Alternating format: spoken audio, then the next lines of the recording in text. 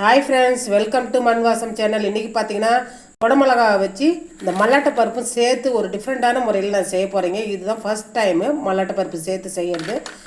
எப்படி செய்யறதுன்னு நான் உங்களுக்கு சொல்லி கொடுக்குறேங்க. இப்போ குடமிளகாலாம் கட் பண்ணி வச்சுங்க. இது மாதிரி க்யூபாக கட் பண்ணிக்கணும். ஒரு வெங்காயத்தை நீளவாக்க கட் பண்ணி வச்சுருக்குறேங்க. தக்காளி ஒன்று கட் பண்ணி வச்சுருக்குறேன். இப்போ மல்லாட்டை பருப்பு பார்த்திங்கன்னா ஒரு 25 கிராம் எடுத்துருக்குறேங்க. அதாவது ஒரு கைப்பிடி அளவுக்கு எடுத்தால் போதும். அதை தோல் எடுத்து வறுத்துட்டு தோல் எடுத்து வச்சுக்கிறேங்க. இதை பொடி பண்ணி எடுத்துகிட்டு வந்துடலாம். இப்போ ஒரு மசாலா ரெடி பண்ணிக்கலாங்க. ஒரு சின்ன குழிக்கரண்டி அளவுக்கு கெட்டியான தயிர், புளிக்கக்கூடாது, கொஞ்சம் புளிப்பு இல்லாத தயிராக இருக்கணுங்க. அதை எடுத்துக்கலாங்க. அதில் 1/2 டீஸ்பூன் மஞ்சத்தூள் சேர்த்துக்கலாம். கார மிளகாத்தூள் 1 டீஸ்பூன் அளவுக்கு சேர்த்துக்கலாங்க. தனியாத்தூள் 1/2 டீஸ்பூன் சேர்த்துக்கலாம். கரம் மசாலா 1/2 டீஸ்பூன் அளவுக்கு சேர்த்துக்கலாங்க. சிக்கன் மசாலா 1/4 டீஸ்பூன் சேர்த்துக்கலாங்க. இது கூட கொஞ்சமாக ஒரு 1/4 கிளாஸ் தண்ணி சேர்த்து நம்ம கரைச்சி எடுத்துக்கலாங்க. இதெல்லாம் ரெடி பண்ணிட்டோன்னா சப்ஜி செய்கிறதுக்கு, காய் செய்கிறதுக்கு ரொம்ப ஈஸியாக டக்குன்னு முடிச்சிடலாம். அவ்வளோதாங்க, நல்லா கரைச்சியாச்சு. இது அப்படியே இருக்கட்டும். அவ்வளோதாங்க, கேஸ் ஆன் பண்ணிவிட்டு ஒரு கடாயை வச்சுக்கோங்க. எண்ணெய் வந்து பார்த்திங்கன்னா ஒரு குழிக்கரண்டி அளவுக்கு எண்ணெய் சேர்த்துக்குங்க. எண்ணெய் சூடு ஏறுறது 1 டீஸ்பூன் அளவுக்கு ஜீரகத்தை வெடிக்க விடலாங்க. ஜீரகம் நல்லா வெடிச்சதும் பொடி எண்ணெய் இருக்குன்னா ஒரு வெங்காயத்தை இதில் சேர்த்துக்கலாம். இது கூடவே இஞ்சி பூண்டு பேஸ்ட்டு சேர்த்துக்கலாங்க. 1 டேபிள் ஸ்பூன் அளவுக்கு இஞ்சி பூண்டு பேஸ்ட்டு சேர்த்துக்கலாம். அதையும் சேர்த்துட்டு நல்லா அந்த இஞ்சி பூண்டு பேஸ்ட்டோடைய பச்சை வாசனை போகிற அளவுக்கு நம்ம வதக்கிக்கலாங்க. இப்போ இந்த எண்ணெயிலே ஒரு 1/2 டேபிள் ஸ்பூன் அளவுக்கு கடலை மாவு சேர்த்துக்கலாம். அந்த எண்ணெயிலே நல்லா அதை கரைச்சி விட்டு நல்லா அந்த பச்சை வாசனை போகிற அளவுக்கு வதக்கிக்கலாங்க. கடலை மாவு சேர்த்து நல்லா பொங்கி வருது பாருங்கள். ரொம்பவும் தீயை விட்றாதீங்க. இந்த அளவுக்கு பொங்கும்போது நம்ம கரைச்சி வச்சுருக்கிற அந்த மசாலாவை சேர்த்துக்கலாங்க. வெங்காயம் ரொம்ப வதங்க தேவையில்லைங்க.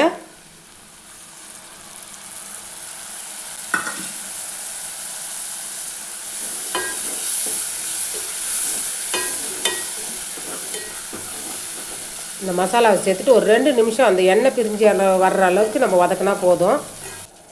ஒரு 2 நிமிஷம் கொதிச்சா போதுங்க. இப்போ பார்த்தீங்கன்னா நான் 2 வெங்காயம் எடுத்தேன். ஒரு வெங்காயம் பொரியாக நறுக்கிட்டேன். ஒரு வெங்காயம் வந்து நீல வாக்கில் கட் பண்ணி வச்சுருக்கேங்க. ஒரு சின்ன தக்காளி, தயிர் சேர்த்ததுனால தக்காளி அதிகமாக சேர்க்காதீங்க. ஒரு சின்ன தக்காளியை பொடியாக நறுக்கி வச்சுருக்குறேங்க. இது 3த்தையும் சேர்த்து ஒன்றாவே சேர்த்துடலாம்.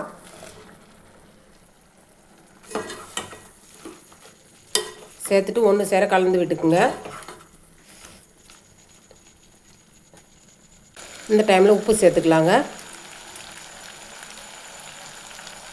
அதையும் சேர்த்து நல்லா கலந்து விடுங்க.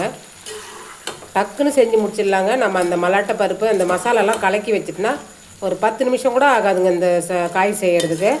இந்த டைமில் நம்ம பொடி பண்ணி வச்சுருக்க மல்லாட்டை பருப்பு இதில் சேர்த்துக்கலாங்க.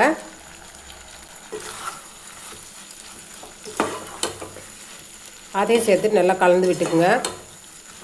அவ்வளோதாங்க, கலந்து விட்டுட்டு ஒரு மூடி போட்டுடலாங்க. அடுப்பை வந்து ஸ்லோ ஃப்ளேமில் வச்சுட்டு அப்படியே ஒரு 5 நிமிஷம் அப்படியே வேகட்டுங்க. தண்ணி எதுவும் சேர்க்க தேவையில்லை, அப்படியே வேகட்டும்.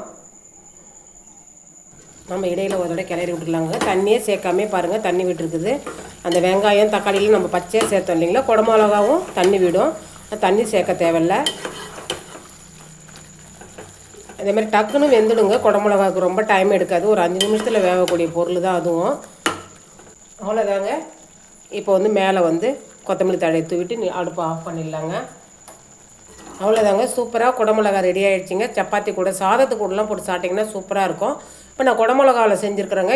இதே மெத்தடில் நீங்கள் வெண்டைக்காய், கொத்தரங்காய், பீன்ஸில் கூட நீங்கள் செய்யலாங்க. சூப்பராக இருக்கும் இதே மெத்தடில் செஞ்சிங்கன்னா.